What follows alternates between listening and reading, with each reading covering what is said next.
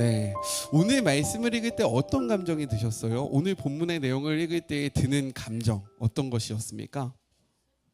슬펐다. 네, 맞아요. 예레미야 애가. 오늘 우리가 같이 묵상할 말씀은 예레미야 애가인데 이 애가라는 말이 바로 슬프다라는 뜻입니다.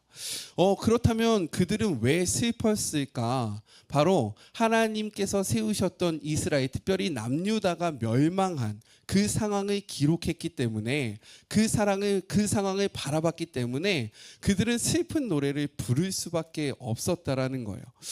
그래서 이 애가는요, 굉장히 슬프고 그리고 좀 암울합니다. 우울하고요. 그리고 처절해요. 오늘의 말씀을 보면 그 비탄의 심정을 가지고 토로하는 감정들이 너무 많이 쓰여졌다라는 거예요.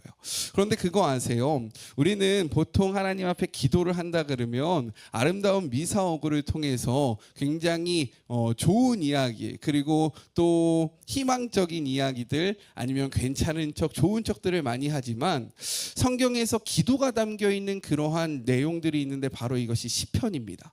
다른 성경들은 다 하나님께서 우리에게 이야기하시는 것들이지만 시편은 우리가 하나님을 향해서 이야기하는 내용들이 담겨져 있어요. 근데 시편의 상당수가 어떠한 내용들이 담겨져 있냐면 이 애가의 모습들이 담겨져 있다라는 거예요. 하나님, 지금 제 상황은 이렇게 힘이 듭니다. 하나님, 원수가 나를 향하여 입을 벌리고 다가옵니다. 그렇다면 우리가 아는 기도는 무엇입니까? 저 원수를 사랑할 수 있게 해주십시오 라고 해야 될 것 같지만 시편의 내용은 그렇지 않아요. 입을 벌리고 오는 저 원수의 입을 찢어주십시오. 그들의 배를 갈라주십시오. 하나님, 철저하게 그들을 멸망시켜 주십시오 라고 이야기를 해요. 이 대표적인 시들을 우리가 시편에서 저주시라고 이야기하는데 시편 몇 편과 몇 편일까요? 혹시 기억나십니까? 네, 109편과 35편입니다. 그래서 마음에 울분이 가득하신 분들은 오늘 집에 가셔서 시편 35편 그리고 109편을 읽으시면서 분노를 좀 대리만족하시기를 주님의 이름으로 축복해요. 그걸 읽으시면 좀 속이 시원할 거예요. 아, 나의 대적도 그렇게 됐으면 좋겠다. 아, 나의 원수도 좀 이렇게 되기를 소망한다. 중요하게 하는 말은 무엇이냐면, 제가 하고 싶은 말은 무엇이냐면, 이 애가의 말씀은 슬픔을 토로하고 있지만 하나님께서는 이 슬픔을 기도로 받으셨다라는 거예요. 그래서 우리 성도님들 삶의 어려운 가운데 계십니까? 참 안타까운 상황 속에 있으세요? 그러면 철저하게 그 상황 가운데 그냥 하나님을 바라보시면서 자신의 감정을 솔직하게 고백하시기를 주님의 이름으로 축복합니다. 하나님 앞에요, 가리고 감출 거 뭐 있습니까? 내 마음과 중심을 아신다라고 이야기하시는데 그 하나님 앞에서 괜찮은 척 아닌 척 이렇게 할 필요가 전혀 없다라는 거예요. 그렇다면 애가는 왜 쓰여졌을까요? 이런 슬픈 노래는 왜 기록되어 있을까요? 바로 이 상황을 통해서 우리의 모습을 돌아보라는 겁니다. 이스라엘 백성들은요, 이렇게 생각했어요. 야, 하나님의 성전 예루살렘에 우리 가운데 있는데 우리가 망하겠냐? 우리가 어떻게 살던 무슨 짓을 하던 하나님의 그 임재를 상징하는 예루살렘이 우리 가운데 있으니까 우리는 절대로 망하지 않아 라는 생각을 하면서 자기 마음대로 죄를 짓고요, 자기가 살고 싶은 대로 살아갔다라는 거예요. 근데 어떻게 되었다라고 이야기합니까? 그 예루살렘 성이 무너졌다라고 이야기해요. 이 말이 무엇입니까? 너희들도, 이 글을 읽는 너희들도 하나님의 말씀대로 살지 않을 때에 나와 같이 될 수 있다는 것을 기억하면서 너희들의 삶의 모습을 돌이켜야 한다라고 이야기하고 있는 겁니다. 아멘이십니까? 우리 사랑하는 성도 여러분, 하나님의 말씀은 반드시 우리의 삶 속에서 이루어집니다. 이것이 성경의 약속이고요, 그렇기 때문에 오늘 우리가 함께 모여서 예배하는 거예요. 이 애가의 말씀을 묵상하면서 그 우리를 향한 하나님의 뜻을 바르게 알아가기를 간절히 소망합니다. 그런데 그렇게 우울한 내용만 기록될 것 같은 애가 속에서요, 또 희망의 메시지가 선포되어집니다. 애가는 총 5장으로 구성되어 있는데 이 1장, 2장, 여기서 3장을 해야 되지만 4장과 5장 네, 4장과 5장은 22절로 기록되어 있습니다. 이게 히브리어 자음의 그 알파벳의 숫자인데요. 총 22절로 되어 있는데 3장만 몇 절로 되어 있을까요? 한번 3장 살짝 넘겨보실래요? 예, 66절로 되어 있습니다. 이 3장에는요 무엇이 담겨 있냐면 하나님의 회복의 그러한 모습이 조금 보이기 시작해요. 그러면서 이 3장을 통해서 이 슬픈 가운데서도 우리가 하나님을 붙잡으면 상황은 역전될 것이다 라는 메시지가 선포되어집니다. 그래서 3장의 말씀을 묵상할 때 좀 더 위로받고 힘을 받으시기를 소망하면서 오늘의 본문을 함께 나눠볼까요? 오늘 말씀을 보면요 이렇게 시작되고 있어요. 우리 1절의 말씀 같이 한번 읽어볼까요? 오늘 본문의 1절입니다. 시작. 슬프다 주께서 어찌 그리 진노하사 딸 시온을 구름으로 덮으셨는가. 이스라엘의 아름다움을 하늘에서 땅에서 던지며 그의 진노의 날에 그의 발판을 기억하지 아니하셨도다. 저희가 청년들하고 저 8월 달에 전주로 MT를 가지 않았습니까? 날이 너무 더웠어요. 그때 한 청년이 이렇게 이야기했습니다. 하나님 구름 기둥으로 좀 이렇게 좀 덮어주셨으면 좋겠다. 그러니까 어떻게 될게요? 비가 막 내리는 거예요. 비가 엄청 내렸습니다. 그리고 또 10월 달에 우리가 9월 달인가 그 제이어스 집회를 갔어요. 예배를 갔어요. 근데 그날도 너무 더웠습니다. 아마 8월 달이었던 것 같아요. 근데 그때도 무슨 얘기를 했냐면 하나님의 구름 기둥이 필요하다라고 했는데 어떻게 되는지 아십니까? 진짜 폭우가 엄청 내렸어요. 성경에서 보면 이스라엘 백성들이 광야에 있을 때 하나님이 그들을 어떻게 인도하십니까? 맞아요. 구름 기둥과 불 기둥으로 인도하십니다. 그래서 성경에서 나오는 구름 기둥은 보통은 하나님의 보호하심과 하나님의 인도하심을 나타내고 있지만 오늘 본문에서 나오는 구름은요 무엇을 나타낼까요?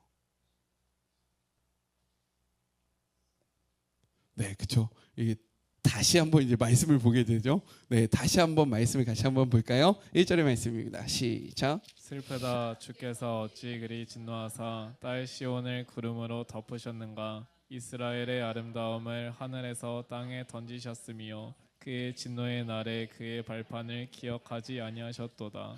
오늘 본문에 나오는 구름은요 하나님의 보호하심과 하나님의 인도하심을 상징하는 것이 아니라 하나님의 진노와 하나님의 심판을 나타내고 있다는 거예요. 그런 적 있으십니까? 날이 너무 좋았는데 엄청난 먹구름이 하늘을 가득 메워서 빛 하나 들어오지 않는 깜깜함을 경험해 본 적이 있으세요? 그런 무서움으로 그러한 진노로 하나님이 하나님의 백성을 치리하시는 그러한 심판을 이야기하고 있는 겁니다. 그런데 그 마지막 절에 무엇이라고 기록되어 있냐면 그의 진노의 날에 하나님이 그의 발판마저 기억하지 않으신다라고 이야기해요. 무엇을 기억하지 않으신대요? 발판. 그렇다면 이 발판은 뭘까요? 발판. 하나님이 하나님의 발판을 기억하지 않으시겠대요. 발판이 뭔 것 같습니까? 이스라엘 백성. 또요. 제가 이렇게 또라고 얘기하는 것은 뭘까요? 네, 또요. 뭘 것 같습니까? 그냥 한번 생각해 보세요. 우리 어떤 성도님이 이렇게 이야기하시더라고요. 목사님은 제가 알면 여기 서 있지 여기 앉아서 하겠습니까? 이 말이 뭡니까? 틀려도 괜찮아요. 그냥 생각을 하시라는 겁니다. 그냥 가만히 앉아 있지 마시고 말씀을 들을 때 무엇인지 같이 한번 생각하면서 따라와 보세요. 발판 뭘 것 같습니까? 오, 컨닝하셨어요? 컨닝하는 것도 실력은 아니죠. 네, 아무튼 자 우리 역대상 28장 2절의 말씀 같이 한번 찾아볼까요? 역대상 28장 2절의 말씀, 구약 성경 652쪽에 있는 말씀이에요. 역대상 28장 2절의 말씀, 구약 성경 652쪽에 있는 말씀입니다.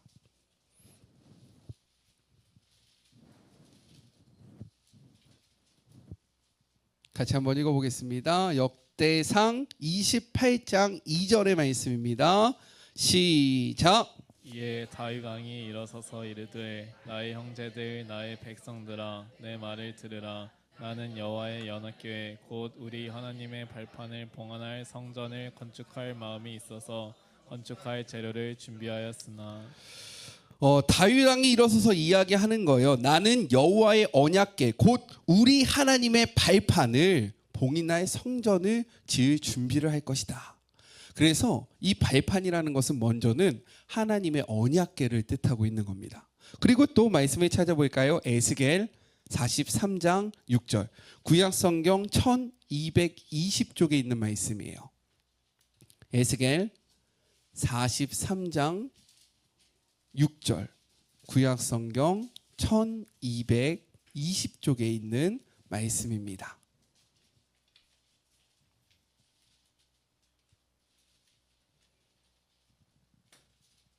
6절과 7절의 말씀 같이 한번 읽어보겠습니다. 시작. 성전에서 내게 하는 말을 내가 듣고 있을 때에 어떤 사람이 내 곁에 서 있더라. 그가 내게 이르시되 인자야 이는 내 보좌의 처소 내 발을 두는 처소 내가 이스라엘 족속 가운데에 영원히 있을 곳이라. 이스라엘 족속 곧 그들과 그들의 왕들이 음행하며 그 죽은 왕들의 시체로 다시는 내 거룩한 이름을 더럽히지 아니하리라. 여기 7절 전반부를 보면 이렇게 기록되어 있어요. 그가 내게 이르시되 인자야 이는 내 보좌의 처소 내 발을 주는 처소. 즉 이 이는 이라는 것은 6절의 성전에서 이 성전을 이야기하고 있는 겁니다. 그래서 하나님의 발판이라는 것은 언약궤와 하나님의 성전을 의미하고 있는 거예요. 그런데 중요한 것은 무엇입니까? 하나님이 이 발판을 어떻게 하시겠다라고 이야기해요. 기억하지 않겠다라고 말씀하신다라는 거예요. 그런데 여기서 더 나아가서 6절에서는 이렇게 말씀하십니다. 오늘 본문의 6절이에요. 함께 읽겠습니다. 시작. 주께서 그의 초막을 동산처럼 헐어버리시며 그의 절기를 폐하셨도다. 여호와께서 시온에서 절기와 안식일을 잊어버리게 하시며 그가 진노하사 왕과 제사장을 멸시하셨도다. 초막은요 하나님의 임재를 상징하는 그러한 처소, 임시로 만들었던 성전을 의미합니다. 이것이 성막이 되었다가 이것이 성전이 된 거예요. 근데 이 초막이라는 것의 원어적인 의미를 보면요 울타리를 치다 그리고 담을 두르다라는 단어로부터 이 초막이 파생되었다라는 겁니다. 그렇기 때문에 성전이라는 것은 무엇이냐면 하나님께서 울타리를 지어주시고 담을 지어주셔서 보호하여 주시는 것을 의미하는 거예요. 자, 다시 한번요. 초막은 울타리를 치다, 담을 두르다라는 단어로부터 파생되었습니다. 그렇기 때문에 하나님의 성전이라는 것은 하나님께서 울타리를 지어주시고 담을 지어주셔서 그들을 보호해 주시는 장소, 하나님의 임재가 머무는 곳을 상징하고 있다는 거예요. 그런데 하나님께서 이 초막을 어떻게 하시겠다라고 이야기합니까? 헐어버리시겠다. 헐어버린다라는 것은 어떠한 의미냐면 어떤 것을 부당하게 대우하다. 그리고 함부로 취급하다라는 말입니다. 원래 성전은 하나님께서 담을 두르시고 보호하시고 하나님의 임재가 머무는 곳인데 하나님께서 그 성전을 부당하게 여기시고 함부로 여기시며 아무것도 아닌 것으로 만드시겠다라고 선포하셨다라는 거예요. 여기서 더 나아가서 무엇이라고 이야기합니까? 절기를 폐하겠다라고 말씀하세요. 이 성전을 헐어버리고 내가 절기를 폐할 것이다 라고 이야기합니다. 절기는 무엇이냐면 하나님의 구원과 하나님의 인도하심을 기억하며 하나님의 역사를 바라보는 시간입니다. 이것이 절기예요. 그래서 지난주에 우리가 한 절기에 대해서 이야기를 했었어요. 어떤 절기를 이야기했었는지 혹시 기억나십니까? 오늘 왜 그러시죠? 유월절에 대해서 이야기를 했어요. 유월절이 무엇이라고 이야기했었죠? 왜? 막 이제 막 모션이 나오고 맞아요. 넘어가는 것. 이 죽음의 그림자가 넘어감으로 말미암아 그 종되었던 400년 동안 종되었던 그 애굽으로부터 출애굽시킨 하나님의 구원을 하나님의 역사를 기억하며 지키는 절기가 바로 유월절이었다라는 거예요. 유대인의 3대 절기가 있습니다. 초막절, 유월절, 오순절. 근데 이 모든 절기는 무엇을 나타내냐면 하나님의 구원과 하나님의 보호하심을 나타내요.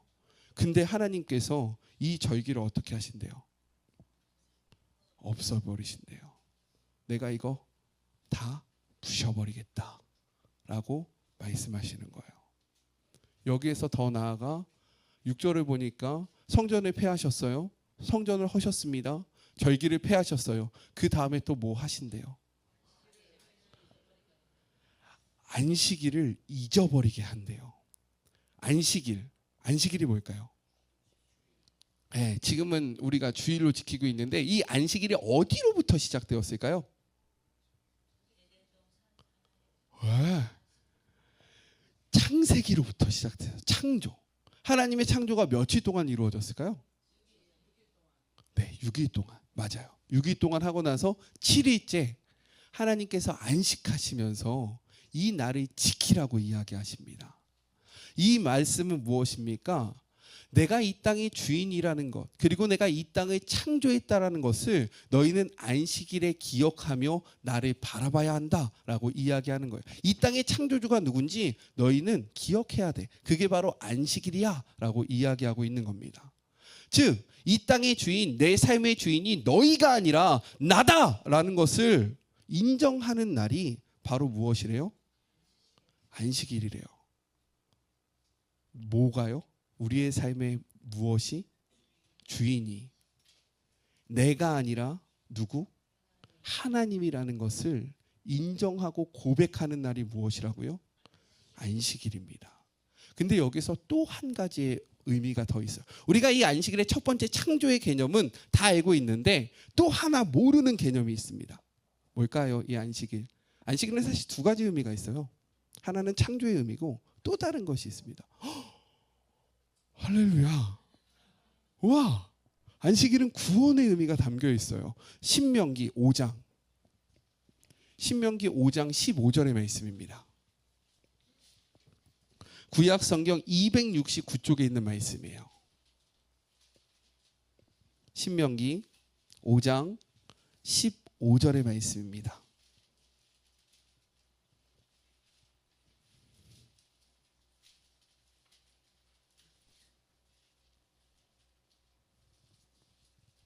함께 읽겠습니다.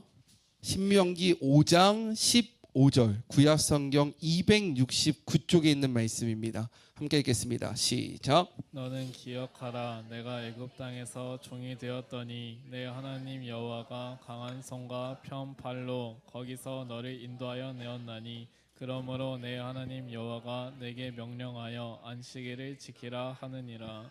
아멘. 이 안식일의 개념은요, 내 삶의 주인이 누구인지에 대한 고백이 담겨 있으면서 나를 구원하실 자 역시 하나님이라는 믿음의 고백을 담은 날이 바로 안식일이라는 겁니다. 그런데 중요한 것은 이렇게 중요한 안식일을 하나님께서 어떻게 하시겠다고 이야기하는 거예요. 너희가 다 잊어버리게 만들겠다라고 말씀하고 계십니다. 여기서 더 나아가서 또 이렇게 말씀하세요. 6절에 지금 처음에 뭐 했죠? 성전을 폐하셨어요. 헐어버리셨습니다. 그 다음에요? 절기를 폐하셨어요. 그 다음 뭐 하셨습니까? 안식일을 잊게 만드셨어요. 그 다음에 뭐 하신대요? 왕과 제사장들을 멸시할 것이다. 왕은요, 이 신정 국가에서 하나님의 마음으로 백성들을 다스리는 중재자의 역할을 하는 사람입니다. 그리고 제사장은 하나님과 인간 사이의 가운데서 서로를 연결시켜주는 그러한 역할을 하는 자인 거예요. 그런데 이러한 중간 다리들을 하나님께서 다 어떻게 하시겠다고 말씀하시는 겁니까? 없애버리겠다. 이 말은 무엇이냐? 너와 나의 관계를 끊겠다 라고 선포하고 계시는 거예요. 엄청난 선포인 겁니다. 여태까지 하나님은요, 너희가 무슨 짓을 해도 내가 너희를 잊지 않겠다. 내가 너희와 함께 하겠다. 너를 지키겠다. 너를 보호하겠다. 라고 말씀하셨어요. 그런데 예루살렘을 파괴하시면서 하나님이 말씀하시는 거예요. 너랑 나의 관계는 끝났다. 저렇게 알람이 띵 울리는 거죠. 우리 마음속에, 머릿속에. 그렇다면 하나님은 왜 하나님께서 열방 가운데 특별히 그 가장 연약했던 이스라엘을 선택하셔서 그들을 출애굽시키면서 말씀하셨던 것이 무엇입니까? 나는 너의 하나님을 되려고 너가 종되었던 애굽 땅에서 너희를 인도해낸 여호와다. 이를 통해서 나는 너희들의 하나님이 되고 너희들은 내 백성이 될 것이다 라고 말씀하셨던 그 하나님이 도대체 왜 이러한 결단을 하셨을까요? 이게 너무 중요한데요. 우리가 보통은 우상을 섬겼어요, 뭐 했어요 이렇게 이야기하지만 오늘의 본문 속에서 나오는 정답은 무엇이냐면 그들이요,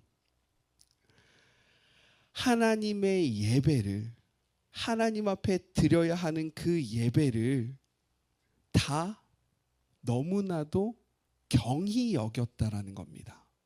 되게 중요한 게 있어요. 그들이 예배를 드리지 않았다가 아니라 그들이 하나님에게 드려야 하는 이 예배를 굉장히 업신여기고 하찮게 여겼다라는 거예요. 충격적이게 우리는 이렇게 생각하잖아요. 이스라엘 백성들이 우상을 숭배했기 때문에 하나님 앞에 드리는 예배가 멈춰졌을 거다라고 생각을 하지만 이스라엘 역사 속에서 예루살렘이 멸망하기 전까지 그들의 예배는 단 한 번도 멈춰진 적이 없습니다. 이게 충격인 거예요. 다시 한번요.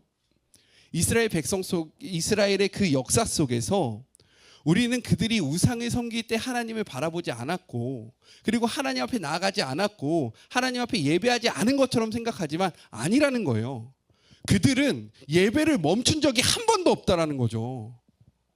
그들은 언제나 하나님 앞에 이렇게 서 있었습니다.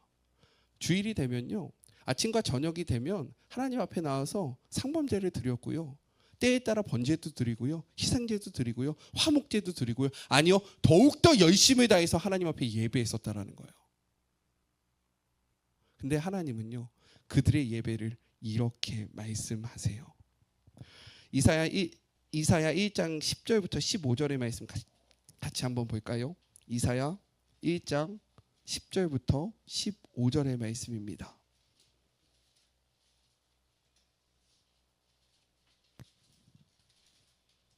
이사야 1장 10절부터 15절의 말씀, 구약 성경 968쪽에 있는 말씀이에요.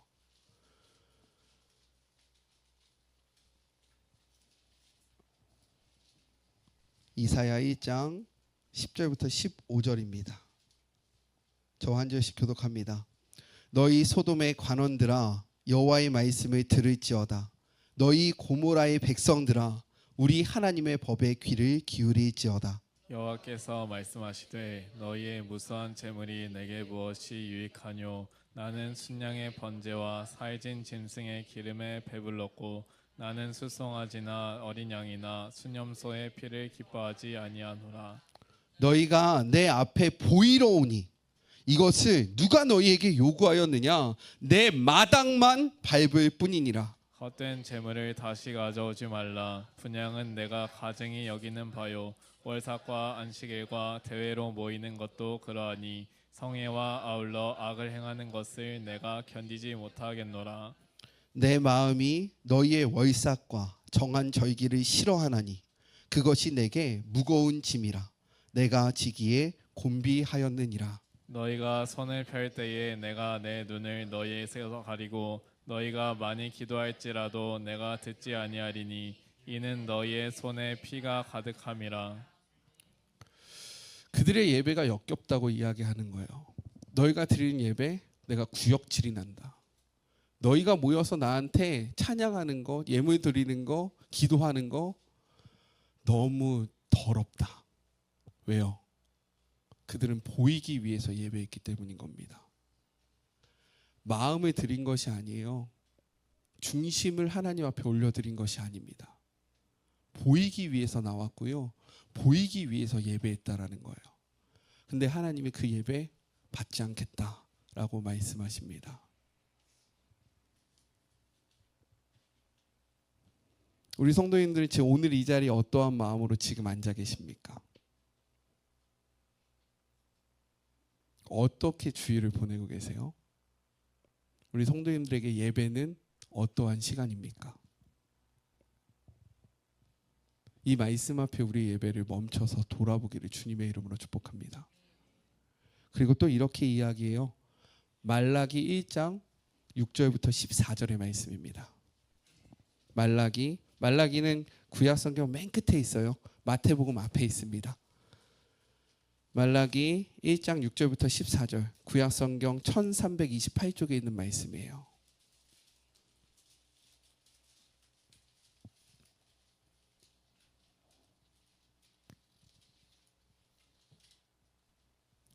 말라기 1장 6절부터 14절의 말씀, 구약 성경 1328쪽, 저와 한 절씩 교독합니다.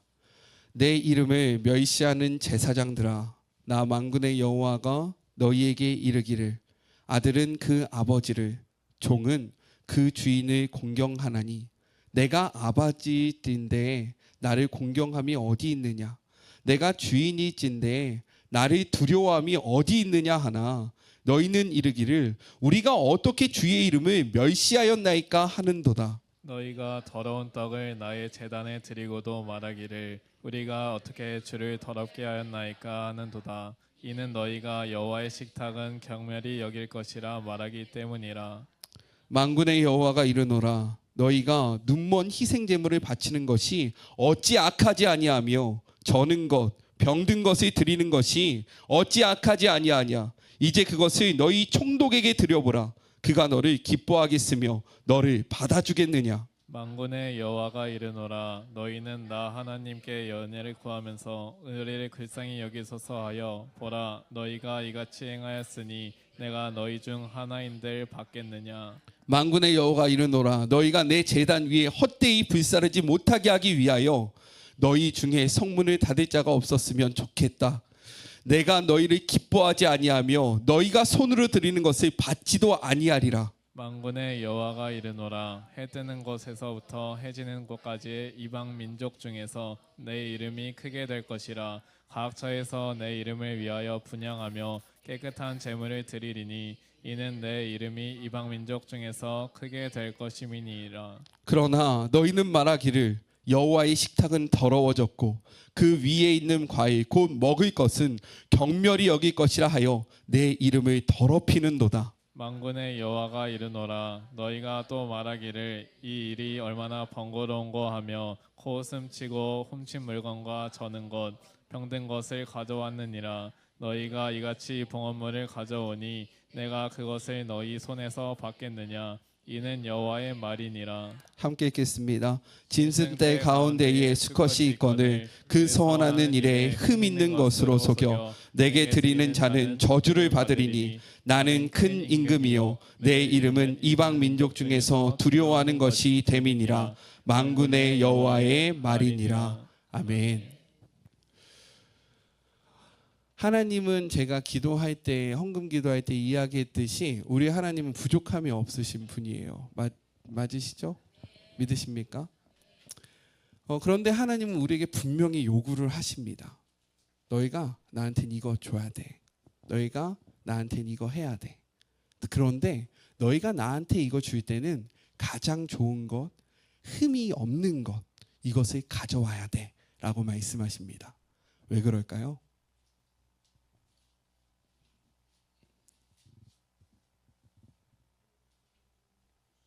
네, 우리 성도님들이 진짜 사랑하고 좋아하는 사람을 만날 때에 작은 것을 줄지라도 어떻게 합니까?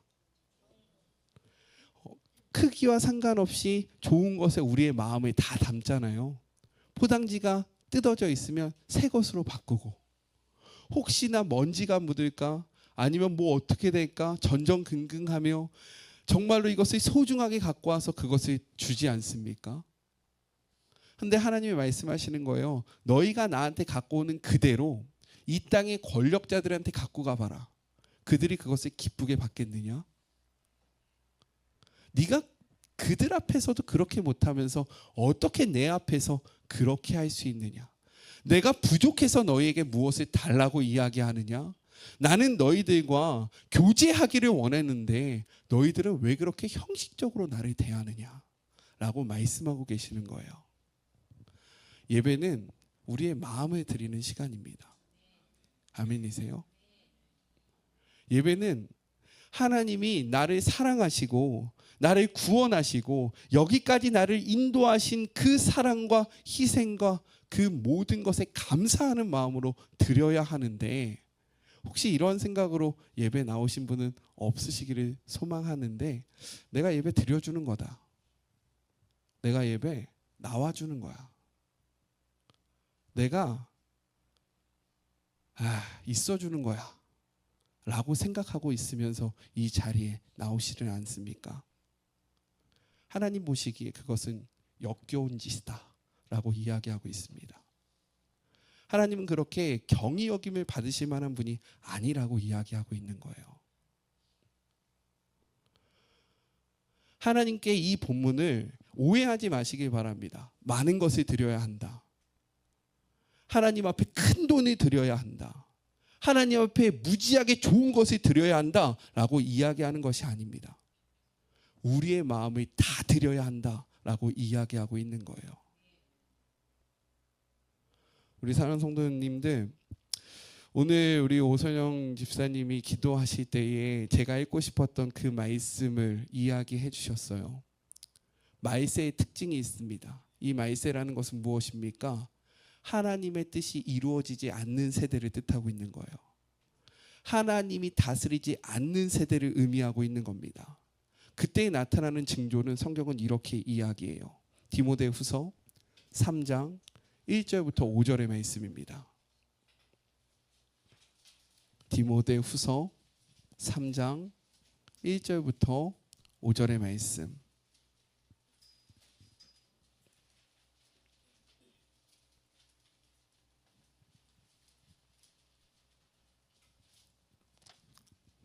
신약성경 346쪽에 있는 말씀입니다.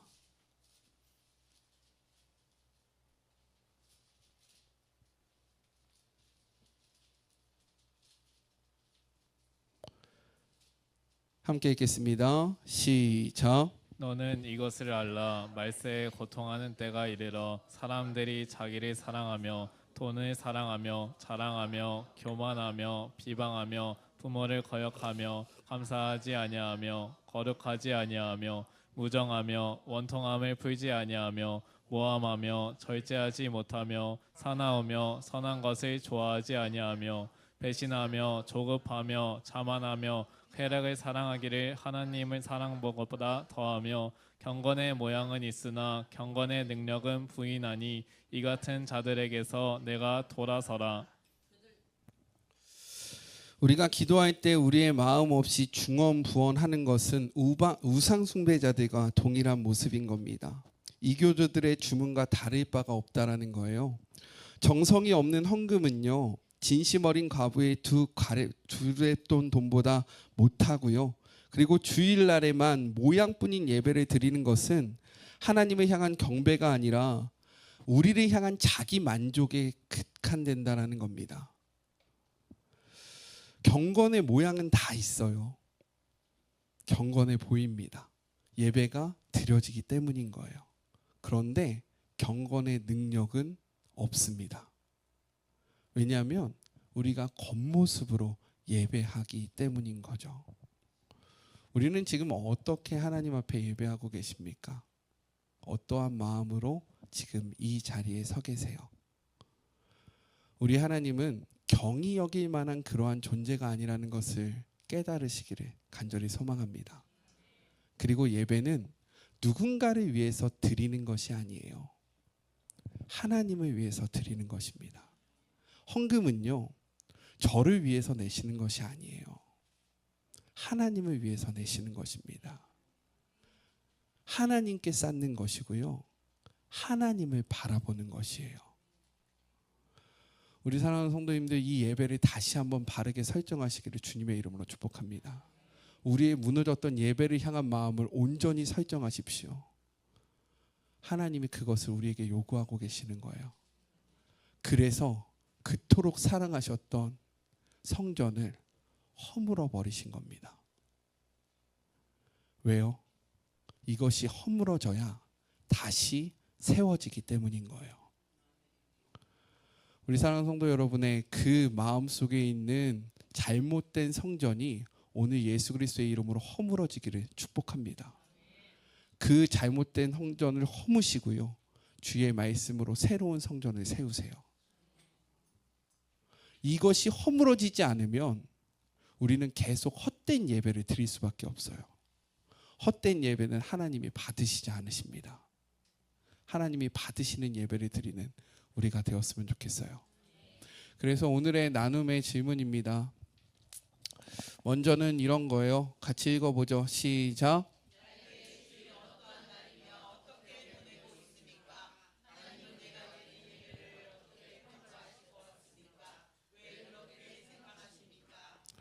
주일에, 안식일에 두 가지 개념이 있다라고 이야기했어요.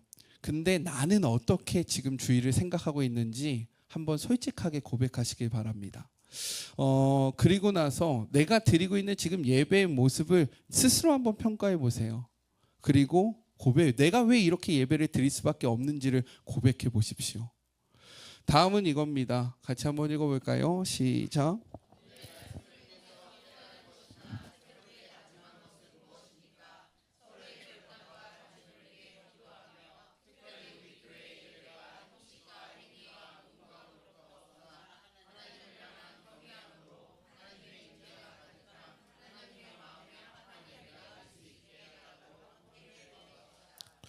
나눔을 하다 보면 우리의 연약함을 고백하게 될 거예요. 근데 이 연약함이 우리의 헌담이 되지 않기를 주님의 이름으로 축복합니다. 연약함을 들었을 때 우리가 해야 할 것은, 야, 김기웅 목사가 예배를 이렇게 생각했대. 야, 그 말이 되냐? 야, 어떻게 목사가 예배를 그렇게 생각할 수 있어?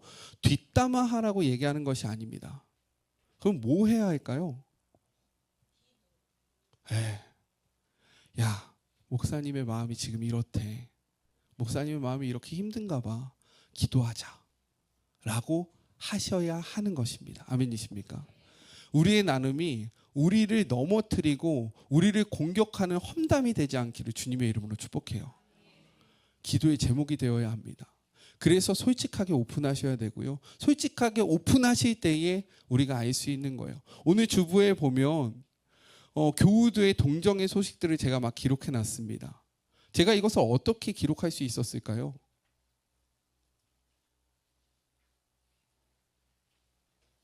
하복이가 예정일이 언제인지 제가 기도하다 알았을까요? 기도하다가 우리 현진이가 병원에 입원했다는 소식을 알게 되었을까요? 제가 말씀을 보다가 환상 중에 우리 한정 권사님이 교회 근처로 이사를 왔구나 라는 것을 보게 되었을까요? 어떻게 알았을까요?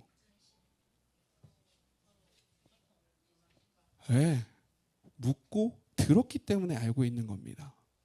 이 말이 무엇이냐? 우리가 같은 곳에서 신앙생활을 하지만 서로의 마음을 나누지 않으면 그 사람에 대해서 알 수 있을까요? 모를까요? 모릅니다. 저 사람이 어떻게 생각하는지, 지금 어떠한 상태인지, 저 사람이 왜 힘든지 몰라요.